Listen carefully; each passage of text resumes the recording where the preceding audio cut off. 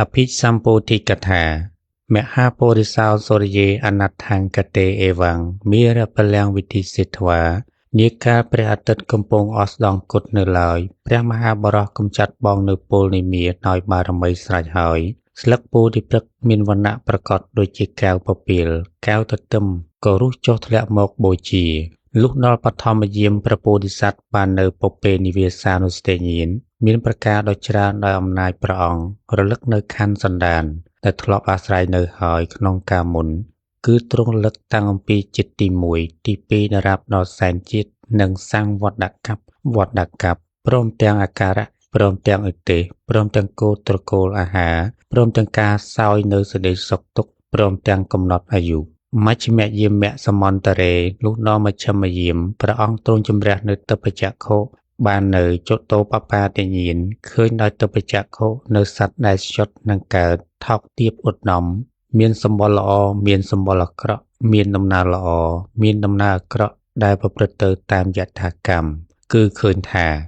អោណសត្វទាំងឡាយនេះប្រកបដោយកាយទុច្ចរិតវិជ័យទុច្ចរិតមโนទុច្ចរិតជាអ្នកតេះដៀលនៅព្រះអរិយៈជាមនុស្សមិច្ឆាទិដ្ឋិសមាទាននៅមិច្ឆាទិដ្ឋិកម្មលុះបែកធ្លាយរាងកាយស្លាប់ទៅបានទៅកើតក្នុងអបាយទុក្ខតិវិនិបាតនរោមួយវិញទៀតសត្វទាំងឡាយដែលប្រកបដោយកាយសុចរិតវិជ័យសុចរិតមโนសុចរិតជាអ្នកមិនតេះដៀលនៅព្រះអរិយៈជាមនុស្សសមាទិដ្ឋិសមាទាននៅសមាទិដ្ឋិកម្មលុះទំនេររាងកាយស្លាប់ទៅបានទៅកើតក្នុងសុគតិសួគ៌ទេវលោកតតនន្តរញ្ញនាងអោតារិធ្វាលំដាប់អំពីមជ្ឈិមយាមនោះមកព្រះមហាបរោះទ្រង់ញ៉ាំងញៀនឲ្យចុះកាន់បច្ចយាការៈគឺបដិច្ចសមុបាទធម៌ក្នុងយាមជាទីបំផុតព្រះមហាបរោះទ្រង់ពិចារណាថា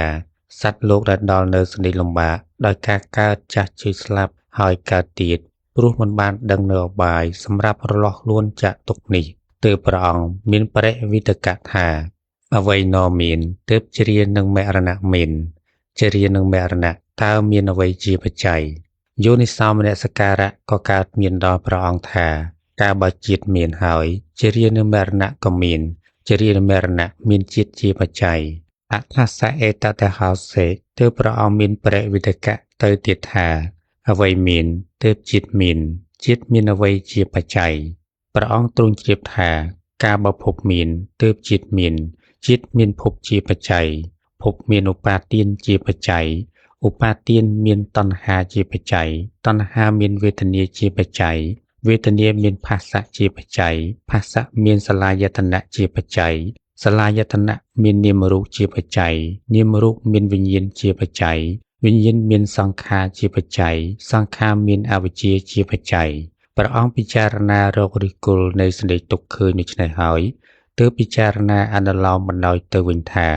សង្ខារមានអវិជ្ជាជាបច្ច័យវិញ្ញាណមានសង្ខារជាបច្ច័យនាមរូបមានវិញ្ញាណជាបច្ច័យសលាយតនៈមាននាមរូបជាបច្ច័យភាសៈមានសលាយតនៈជាបច្ច័យវេទនាមានភាសៈជាបច្ច័យតណ្ហាមានវេទនាជាបច្ច័យឧបាទានមានតណ្ហាជាបច្ច័យភពមានឧបាទានជាបច្ច័យជាតិមានភពជាបច្ច័យជារានមរណៈមានជាតិជាបច្ច័យសេចក្តីសោកសឹកសួលទុក្ខទោមនស្សតានតឹងក្នុងចិត្តក៏កើតឡើងព្រមចក្ខុញាណៈបញ្ញាវិជ្ជាពន្លឺក្នុងធម៌ដែលព្រះអង្គមិនធ្លាប់បានស្ដាប់ក្នុងកាលមុនក៏កើតឡើងដល់ព្រះអង្គអថាសៈអេតតហោសេលំដាប់នោះព្រះពោធិសត្វទ្រង់មានបរិវិតកៈថាកាលបើអ្វីណមិនមានទើបជ្រានឹងមរណៈមិនមានការរលត់នៅជារានឹងមរណៈព្រោះរលត់នៅអ្វីយោនិសោមនសិការៈកើតឡើងដល់ព្រះអង្គថាជារានឹងមរណៈដែលនឹងរលត់ទៅព្រោះរលត់ជាតិរលត់ទៅព្រោះរលត់ភពរលត់ទៅព្រោះរលត់ឧបាទានរលត់ទៅព្រោះរលត់តណ្ហាលៈការរលត់ទៅនៃកងទុកនោះយ៉ាងនេះឯង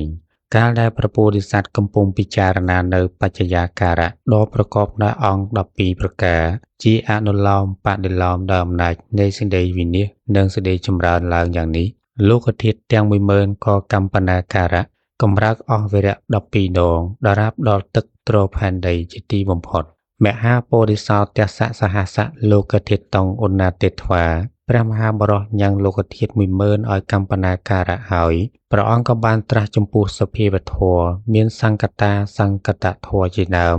ដោយបញ្ញាដែលកើតអំពីបារមីដ៏វិចិត្រដែលព្រះអង្គសន្សំមកព្រះអង្គប្រះចាកងុយជាទីប្រជុំនៃវាសនា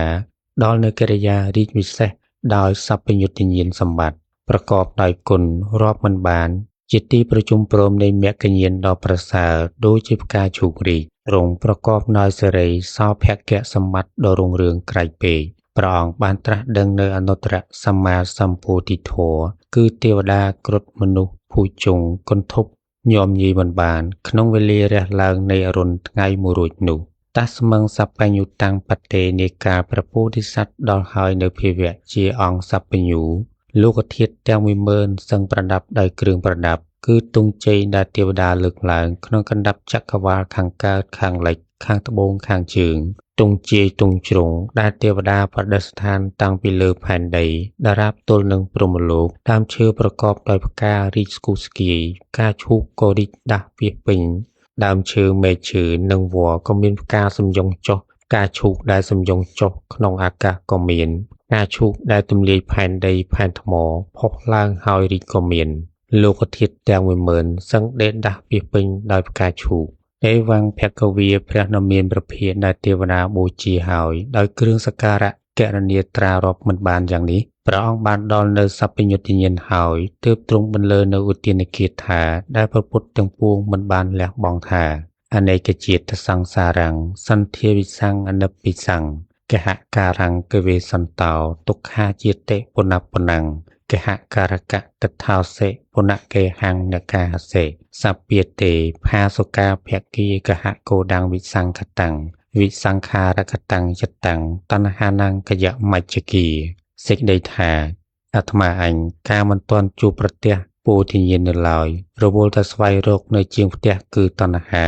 អ្នកធ្វើផ្ទះគឺអត្តភាពហើយអន្ទូលទៅកាន់សង្សារមានជាតិមិនតែមួយជាតិគឺការកើតរឿយៗរមែងនាំមកនៅសេចក្តីទុក្ខណែជាងផ្ទះគឺតណ្ហាឥឡូវនេះយើងបានឃើញអ្នកច្បាស់ហើយ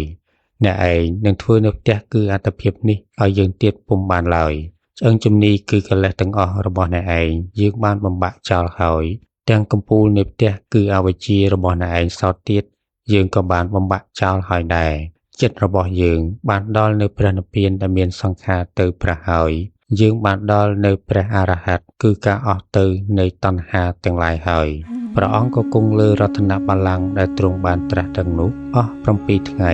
ព្រះអង្គបានត្រាស់ក្នុងថ្ងៃពុធពេញបូរមីខែពិសាខឆ្នាំរកាចប់អភិសម្ពោធិកថា